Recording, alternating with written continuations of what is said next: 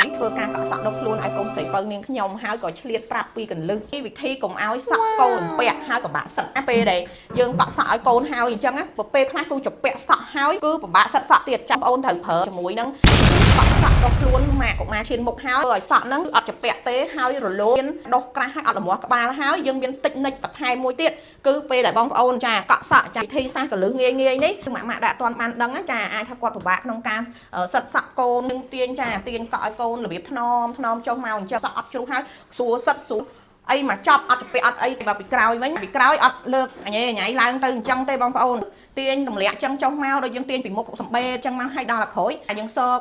ទាញអេសមកអញ្ចឹងមកសក់កូនយើងអត់ជ្រុះហើយស្រួលសិតអត់ជាពាក់ទេចាពីព្រោះខ្ញុំដឹងថាម៉ាក់ប៉ាប៉ាខ្លះគឺគាត់អត់ដឹងវិធីសាស្ត្រហ្នឹងទេកុំកក់លើកកឈិកលើកឡើង